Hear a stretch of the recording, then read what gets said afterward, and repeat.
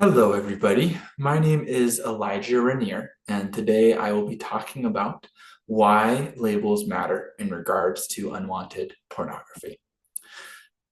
I first want to start off by telling my story. And no, this story is not about how I went from having luscious locks back in high school to where I am now. I will have to tell that story another time. Today, I want to tell a story about my experience with unwanted pornography. I first got exposed to pornography in middle school, and I used it as a coping mechanisms for uncomfortable emotions and feelings. And it stayed as a behavior all the way through high school. There is one very vivid experience I have in eighth grade that I remember. I was at a assembly, and a presenter was discussing about his experience with pornography addiction.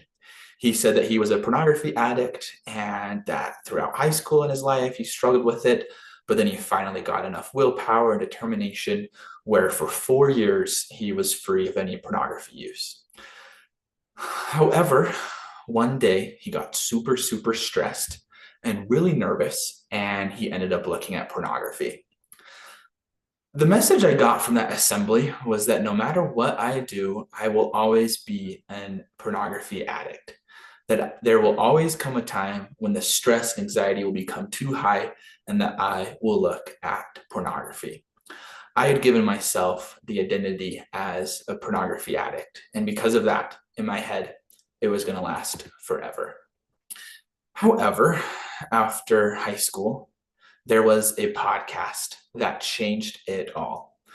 This podcast is called Changing the Narrative Around Pornography with Dr. Cameron Staley.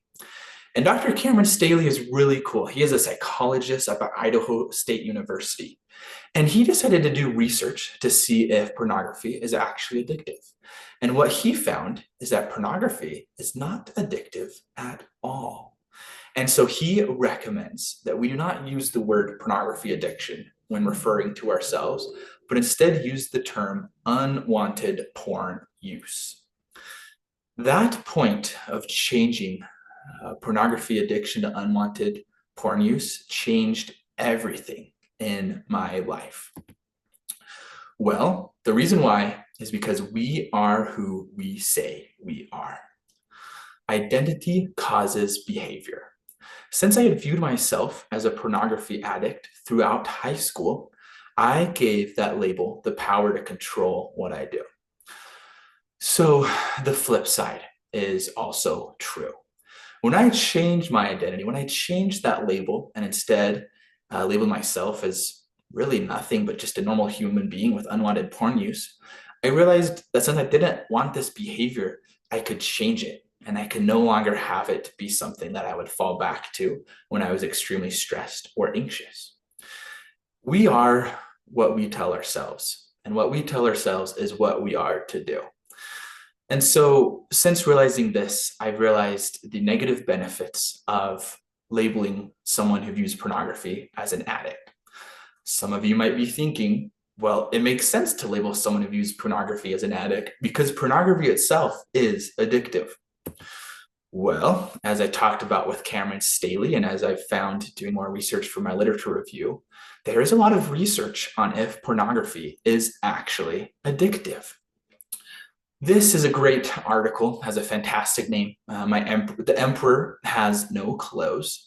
And it talks about three main points. And one of those is it points out that there is a lack of consensus on if pornography is addictive.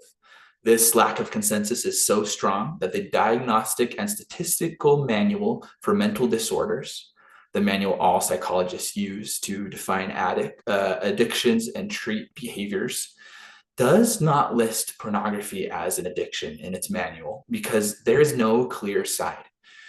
You can find research articles that say, yes, pornography is addictive. And you can also find other research articles saying, no, it's not. The reason why there's this conflicting sides create a weakness in empirical evidence. And so you might be thinking, why then is the word addiction so heavily related to pornography viewing? Well, that reason, as is talked about in this research article, is due to the impact of both cultural and moral influences. As a society and cultural, we love stories. And a big story that is told time and time again is that pornography itself is addictive. That is a common one found a lot in the culture of the Church of Jesus Christ of Latter-day Saints. And that was something that I told myself time and time again. However, I've come to realize that pornography is a behavior that comes from underlying emotional needs. And treating those emotional needs is the way to treat that behavior rather than focusing on the pornography. In the podcast by Dr. Cameron Staley, he refers to the analogy of if you went to a doctor with a cold and the doctor said, let's have you not cough for 2 weeks. That's like going and discussing about pornography when you have an emotional hold due to some trauma in your life. And someone says, let's not look at porn for 2 weeks. Not looking at porn for 2 weeks is like not coughing for 2 weeks. That is not the underlying issue. In my research, I studied a lot on the harmful effects of labels. This specific research article, Labels Are for Soup Cans, another great title, discussed 3 different outcomes that come from using the label addict. These are people that view themselves as addicted to pornography, even if the levels of pornography use do not match up or are equal across the individuals. Using the label addiction for pornography creates and reinforces negative stereotypes, creating a world where people act in that way because that's how they have told themselves they will act. As well, when people apply the label addiction to themselves in regards to their porn viewing, they have an increase of depression, suicide ideation, and discomfort with communication. As well, labeling yourself as a pornography addict actually increases the odds that your relationship will end solely due to that porn use. I had a buddy who fell into that exact situation. He was dating someone for a couple months, and he told her that he was viewing pornography, using the word addict. And because of that fact, she broke up with him. And it was super, super sad. So after listening to this presentation and these research articles, you might be asking yourself, what am I to do? Here are some things. First, instead of using the word addict or addiction and referring to pornography, use unwanted porn use. Second, have compassion for others. Life is hard. We don't need to judge others just because of what they are going through, as we are all going through challenging things. And third, be curious and not judgmental. Getting rid of the stigma around porn use will allow us all to find healing and be able to choose a life that is meaningful and beneficial. Life is hard, so find peace. If you're listening to this and you are personally dealing with unwanted porn use, I just want you to know that it will be okay. Life is to be lived today. You are enough. You are loved. It will be okay. I just want to thank you for listening to me today, and I would please ask you to consider to act on what you have heard during this presentation.